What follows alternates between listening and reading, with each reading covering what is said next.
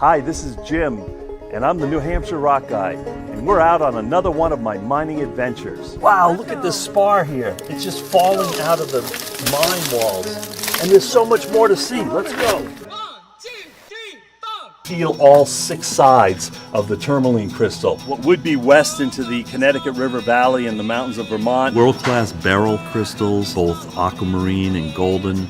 If you look hard enough, you'll find something it's facing. Yeah. Get ready for a fantastic journey of this incredible mine.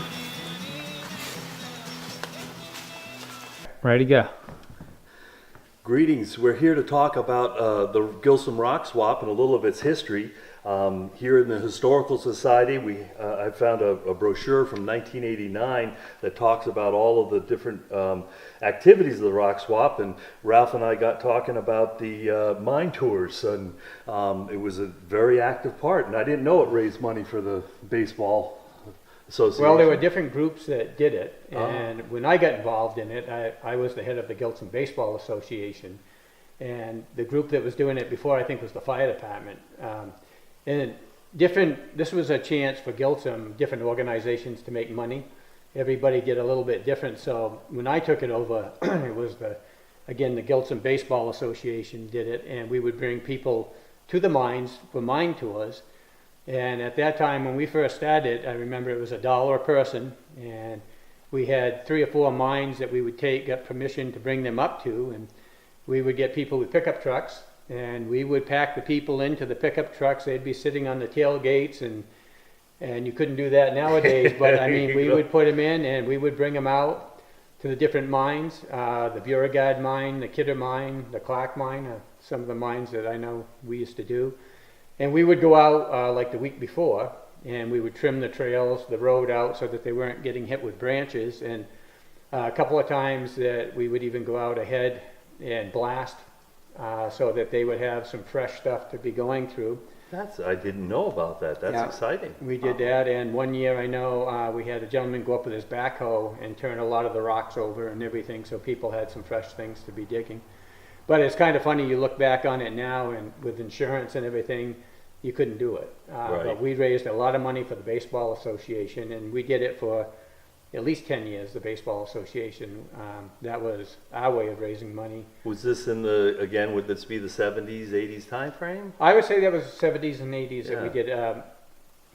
In my time, I'm trying to think of when I took over doing the Baseball Association, and it was probably the 80s, because I think the fire department had done it before, and then they were doing other things, and they didn't want to do it anymore, so the Baseball Association took it over. Because one of my fondest memories is one of those mine tours, which probably for me would had to have been in the 70s, so perhaps before your tenure doing that. I don't remember anything about the rock swap. I just remember the tour. Going to the tours. I remember getting in the back of that truck or Jeep or whatever it was, and this particular one, which has an interesting story to it, took us out behind Mole Hill Theater on down Bain Road. Right. There was a small mining operation called Ames, I think EMS, I'm not sure if I'm spelling it correctly, but Ames Mine.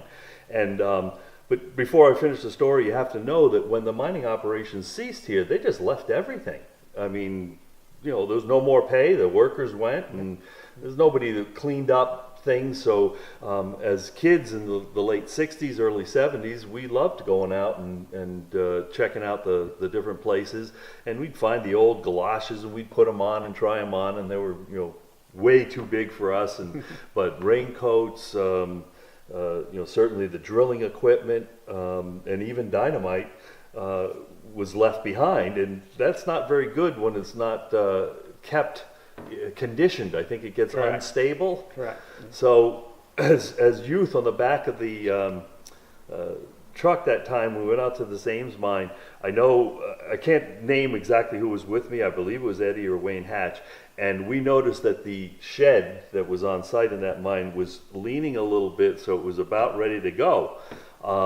And it was locked, so we didn't know what was in it. So we gave it a little bit of a push, and it slowly went down, and sure enough, there was a box of dynamite.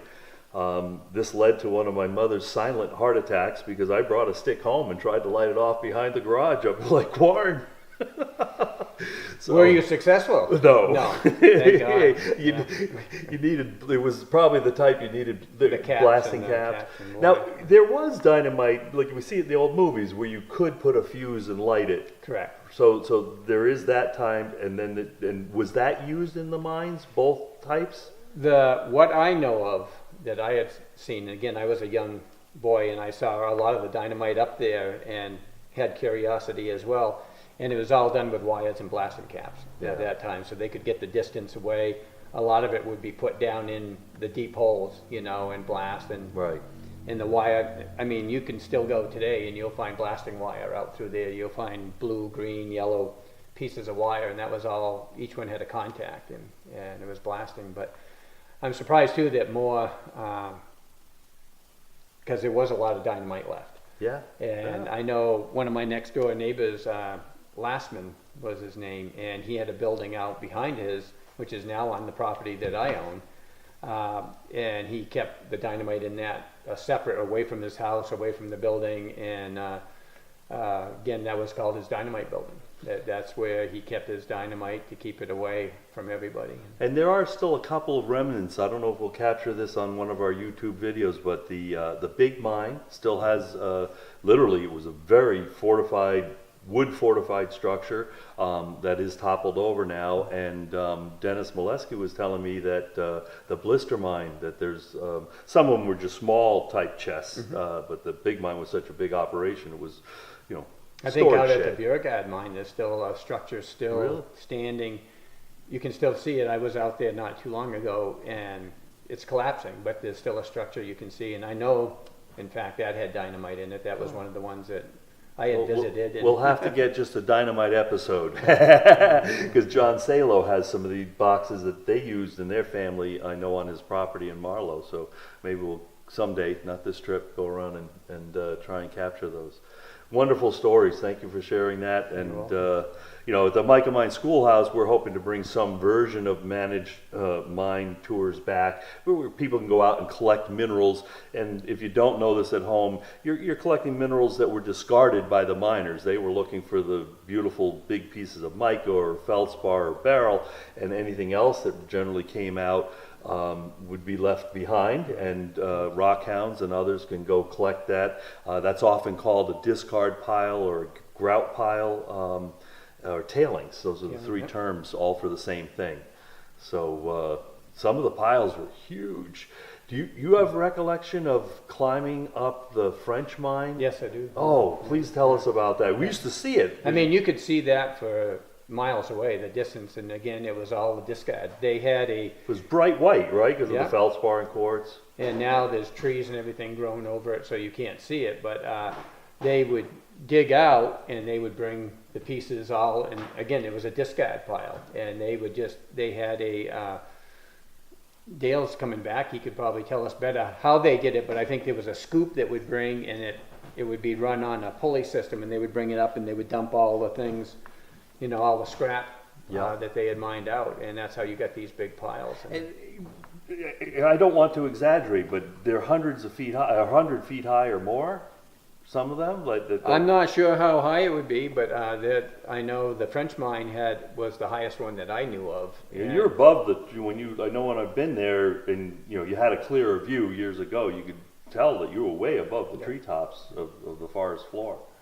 Yeah. Do you know, Dale, how high those were? And I'd say they were close to 100 feet, Yeah. the big one from the French mine, yeah. I mean, I remember climbing it again as a Yeah, there was a- youngster, that you had to be very careful because again, a lot of the stuff would slide and move on you. But you got up there and you got a nice view Nice view. of the area. But now again, it's all grown in and you wouldn't even know it's there. So Behind the one that we're referring to, I'll say, is in the front of the French mine.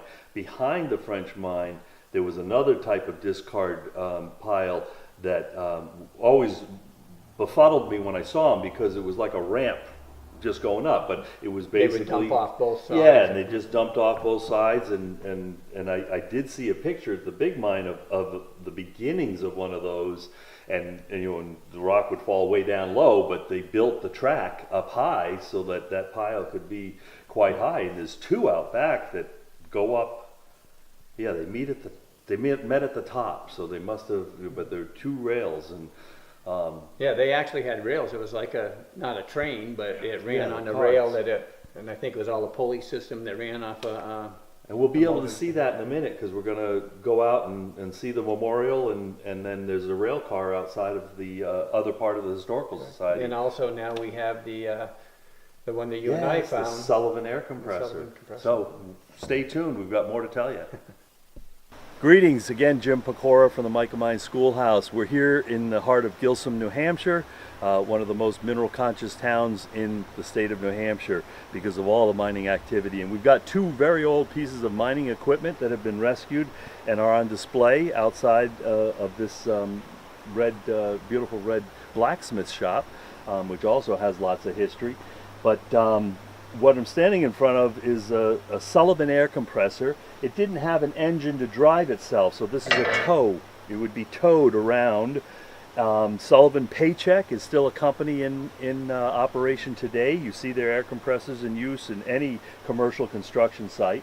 But once again, this would make compressed air and was used in the mines. And Ralph and I found it one day when we were out, not that it was lost, but we found it at the Nichols mine. And the Nichols mine, again, one of the many subterranean mines in our area. And this would be used to power the drills. It could power a lot of things at once. When we did some research, I reached out to the Sullivan Paycheck Company. They had a historian. And the historian said it's the oldest model he's ever seen. So we knew it needed to be put on public display or brought here, that it could be perhaps put on a flatbed and in a parade, that sort of thing.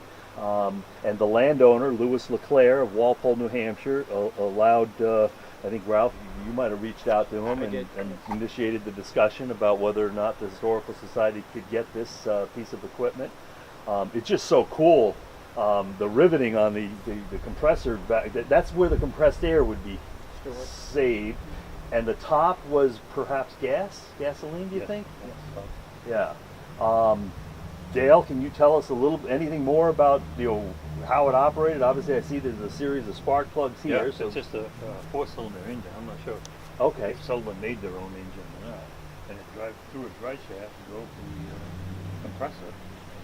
And then And made the compressed stored air. in the tank. Awesome. And then behind us we have an old ore cart, again from the Hastings mine, which we had Ralph told a story about his work there as a youth, to let the miners know should the pump stop pumping the water out that they needed to get out. But basically this was reused, most likely like an oil tank, 275 gallon, and then it was cut down. The rail that it's on is actually much heavier duty than you would have found. It would have been a narrow gauge rail, and we will find those out in the mines. We might be able to show you a shot of that. But it is full of ore, and at the Hastings mine, this was used for the discard ore. So the material that they wanted to get away from the mine opening, and just discard. Does it dump? It would dump. See, it would be pulled by this Pulled bale. by this again, almost like that and then handle. it would catch on these spikes on both sides, and that would tip the whole thing up and dump it. And With quite a load. I mean, there's Yeah. hundreds of pounds yeah, it would inside be of that. pulled up by a winch. Okay. All right. So anyway, two gems here in Gilson that we're bringing to you on Pecora's Ames Mine Schoolhouse, and we appreciate both of you spending your time here today to help enrich the history of and preserve this history of the rich mining activity within Gilson, Alsted, and Ackworth. Thank you. Thank you.